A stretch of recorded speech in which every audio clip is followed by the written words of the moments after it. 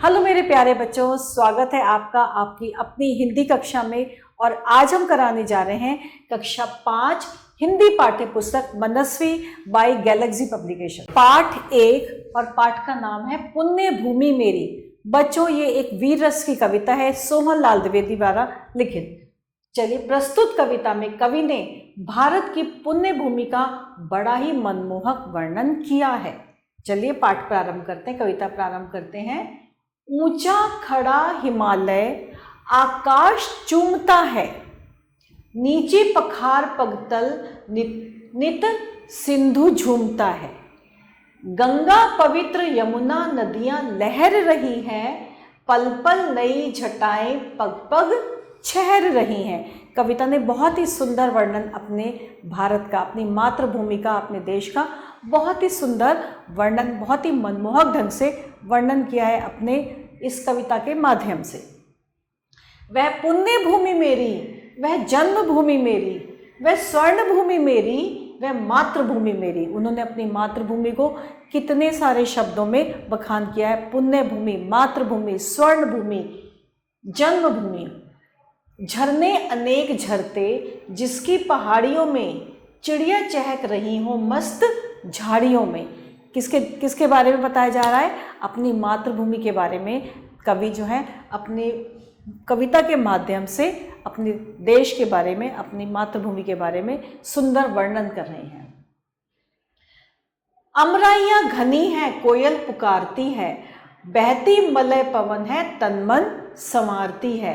वह धर्म भूमि मेरी, वह कर्म भूमि मेरी, वह जन्मभूमि मेरी, वह मातृभूमि मेरी। जन्मे जहाँ थे रघुपति, जन्मी जहाँ थी सीता, श्री कृष्ण ने सुनाई वंशी पुनीत गीता। गौतम ने जन्म लेकर जिसका सुयश बढ़ाया, जग को दया दिखाई, जग को दिया दिखाया। वह युद्ध भूमि मेरी, वह बुद्ध भूमि मेरी, वह जन्मभूमि मेरी, वह मातृभूमि मेरी। तो यह कविता जो थी हमने पढ़ी, जिसमें कवि ने अपने देश के बारे में, अपनी मातृभूमि के बारे में हमको बताया है। और अब है शब्दार्थ।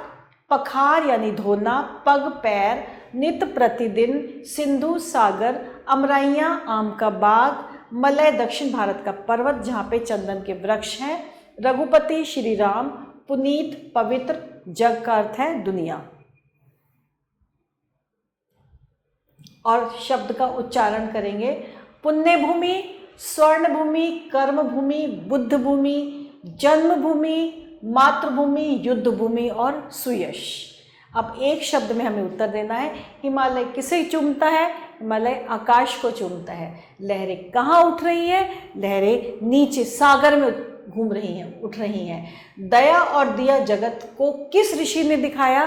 इसको गौतम बुद्ध ने दिखाया। पहाड़ियों से क्या झरते हैं?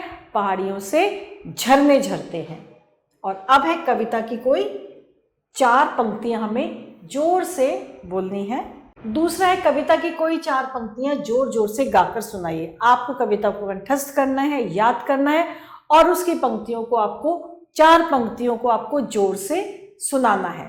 इसके पश्चात है सही विकल्प पर हमें सही का निशान लगाना है। ऊंचा खड़ा है क्या? हिमालय, आकाश या दोनों? ऊंचा खड़ा है हिमालय। कौन खड़ा है ऊंचा? हिमालय।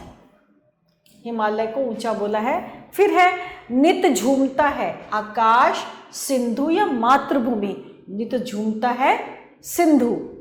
कौन पुकारती है? हवा, नदी या कोयल? कौन पुकार रही है? पवन। कौन चहक रही है? चिड़िया, कर्मभूमि या श्री कृष्ण? कौन चहक रही है? चिड़िया, कर्मभूमि या श्री कृष्ण? चिड़िया चहक रही है। अब हमें सही मिलान करना है।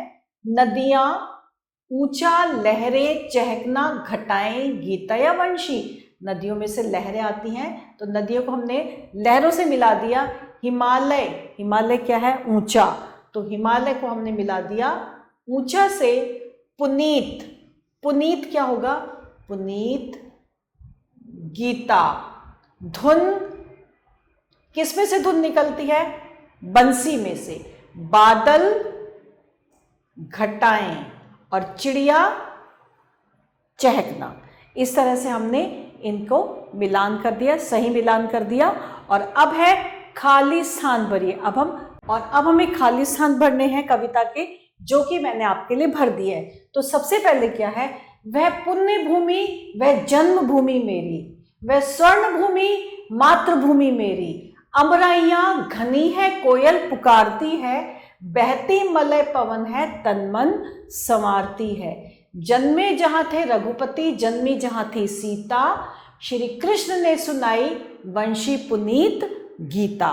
तो इस तरह से हमने यह खाली स्थान भर दिए हैं। और अब निम्नलिखित पंक्तियों का भाव अपने शब्दों में स्पष्ट कीजिए। सबसे पहले है, गौतम ने जन्म लेकर किसका सुयश बढ़ाया? जग को दया दिखाई, जग को दिया दिखाया। गौतम ने जन्म लेके अपने देश का, अपने भारत का सुयश यानी कि बहुत यश बढ़ा दिया। जग को दया दिखाई, जग को दिया दिखाया, यानी कि आपको पता है गौतम बुद्ध जो थे बहुत ही ज़्यादा वो अहिंसावादी थे। वो प्रेम में विश्वास रखते थे, वो लड़ाई में किसी से बैर भाव नहीं करते थे। उन्होंने जग को यानी कि इस संसार को दया भाव सिखाया और अपने ज्ञान का प्रकाश जो था वो उन्होंने सारे जग में दिए के रूप में फैलाया। वह युद्ध भूमि मेरी, वह बुद्ध भूमि मेरी। वह कवि कहते हैं कि युद्ध भूमि यानी कि ये देश मेरा है, ये बुद्ध जी की जो भूमि है यह मेरी है।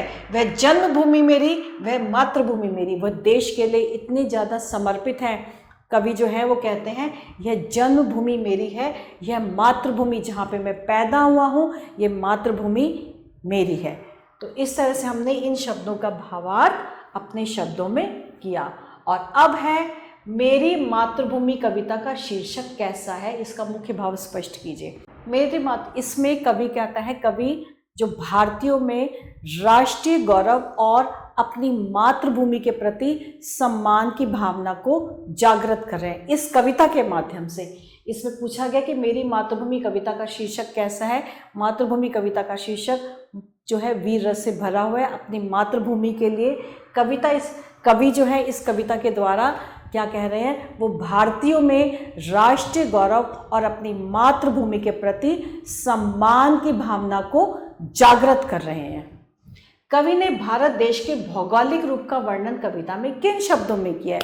कविता ने भौगोलिक रूप में ऐसे जो है वर्णन किया है कि हमारे देश में ऊंचा विशाल हिमालय वो ऐसा प्रतीत होता है जैसे कि आकाश उसको चूम रहा है, और नीचे पग पर यानी कि हमारे देश के जो हमारा जो भारत देश है उसके पग पर जो सागर की लहरें ऐसी लहरा रही हैं, ऐसा लगता है कि वह उनके चरणों को धो रही हैं। और पवित्र नदियाँ गंगा और यमुना लहराती हैं, इठलाती हैं। इसके अतिरिक्त दक्षिण भारत में जो है, दक्षिण भारत के जो पर्वत हैं वह चंदन के पर्वत हैं दक्षिण भारत में।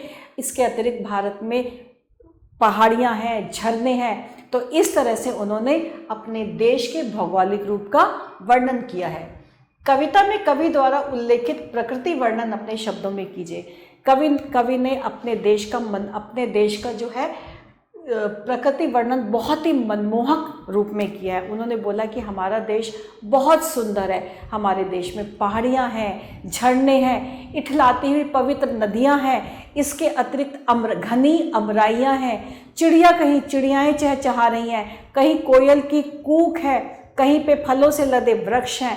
और इस तरह से उन्होंने अपने देश का जो है प्रकृति का वर्णन किया है। मातृभूमि से आप क्या समझते हैं? कवि ने अपने देश की भूमि को किस किस रूप से पुकारा है? मातृभूमि का अर्थ है हमारी मातृभूमि, जिस देश में मैंने जन्म लिया, जिस मिट्टी में मैंने जन्म लिया है, उसका अर्थ है वो है मातृभूमि। और कवि ने बोला है मातृभूमि, बुद्धि भूमि, कर्ण भूमि, पुण्य भूमि, स्वर्ण भूमि। इस तरह से उन्होंने अपनी भूमि को अनेक नामों से पुकारा है।